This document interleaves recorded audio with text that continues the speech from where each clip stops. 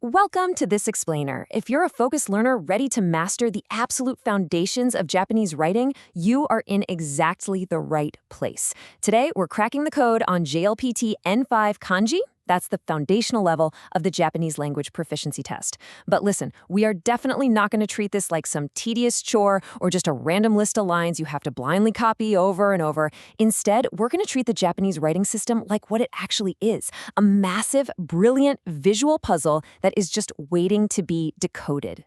Look, let's be real. It's the ultimate pain point for anyone starting to learn Japanese, right? The very first time a lot of us look at complex kanji, our brains just kind of shut down.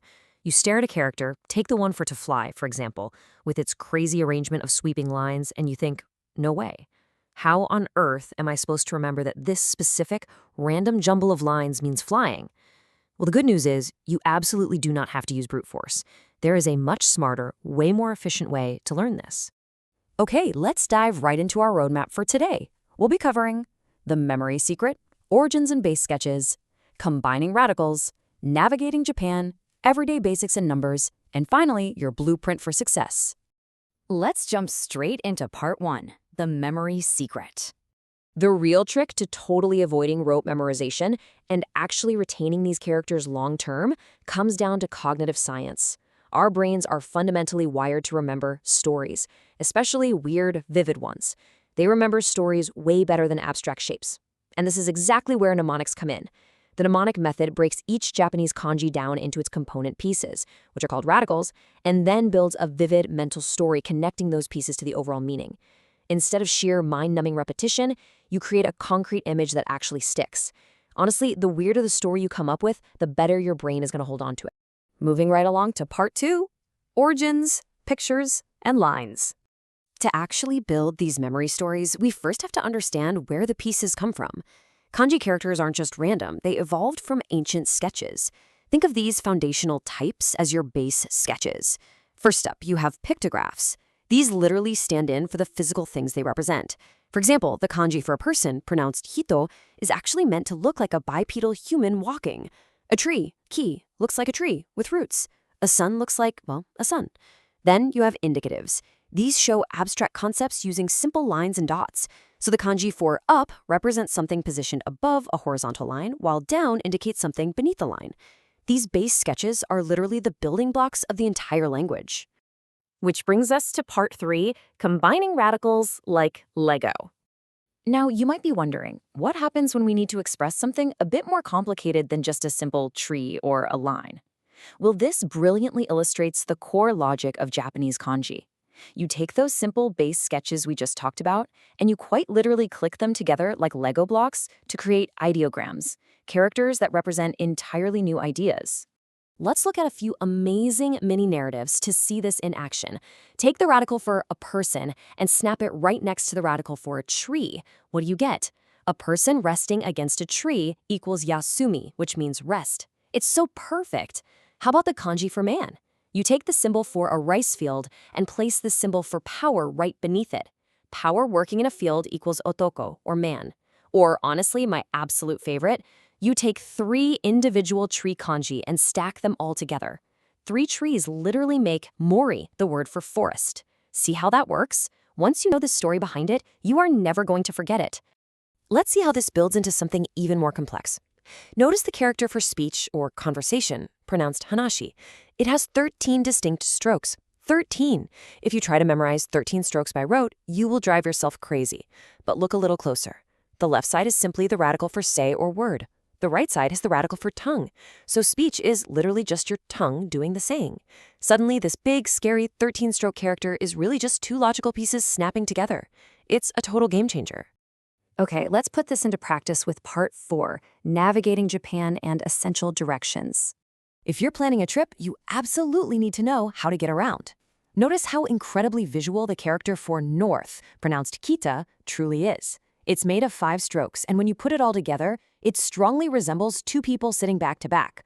But a fantastic, super useful mnemonic to remember this is to look at its shape and just imagine it as a little step ladder. It's a literal ladder to help you climb up north on the map. Then we have east, pronounced higashi.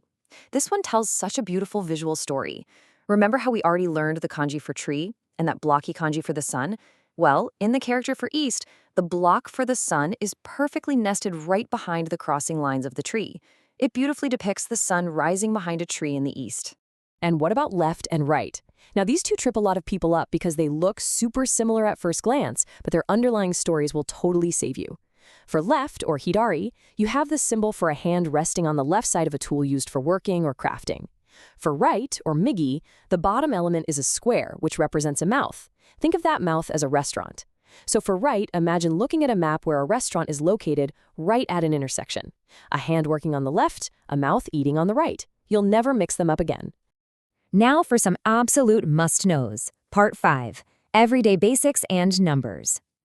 Consider this your core survival toolkit for navigating train stations and, crucially, making sure you don't accidentally press the wrong button on one of those high-tech Japanese toilets. First up, exit or leave, pronounced deru. You are going to see this everywhere. The mnemonic here is incredibly clever. The base sketch for a mountain looks kind of like a three-pronged pitchfork. In this kanji, you literally have two mountains stacked directly on top of each other. The story? When we look up and realize the hike ahead of you is 2 whole mountains high, you better turn around and leave. And hey, when you've finished hiking, you're gonna need to eat. Japanese menus often list items entirely in kanji. Just recognizing this boss-level survival list will save you from ordering a surprise meal. We've got meat, pronounced niku, fish or sakana, chicken is tori, beef is gyu, which you'll actually often see in the word wagyu, pork is buta, and alcohol is sake. Just scanning a menu for these specific shapes allows you to instantly categorize your options, even if you can't read a single other thing on the page.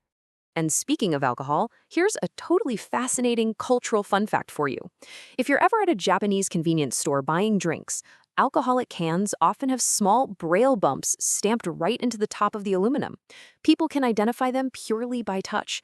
It's incredibly handy to know whether you're actively seeking out a drink at the end of a long day or trying to make sure you avoid one. So, the crucial point here is that not all kanji are crazy complex puzzles. Some are delightfully straightforward, especially when it comes to basic numbers. Look at the kanji for 9, pronounced Q. With just a tiny bit of imagination, it actually looks exactly like the English number 9 written out with a stylized curve.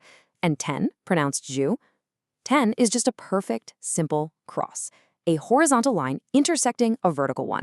Master these, and reading prices and dates becomes instantly, significantly easier. Let's wrap this all up with part 6, the blueprint for success.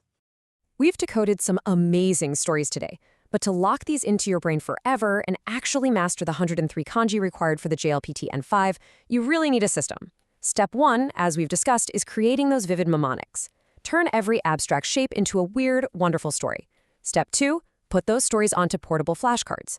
You need to be able to pull them out on your commute or while you're waiting in line for coffee. And step 3 is applying spaced repetition. This is a learning technique where you review your flashcards at increasing intervals, focusing specifically on your weaker areas more frequently. This optimal review loop is the secret sauce that guarantees long-term retention. By shifting your mindset from rote repetition to visual storytelling, you aren't just memorizing anymore, you're exploring. Every single new character stops being a frustrating hurdle and becomes a tiny, ancient secret just waiting to be uncovered. So take a look at the world of Japanese writing around you. What kanji story will you decode next on your journey? Keep practicing, embrace the stories, and enjoy the adventure.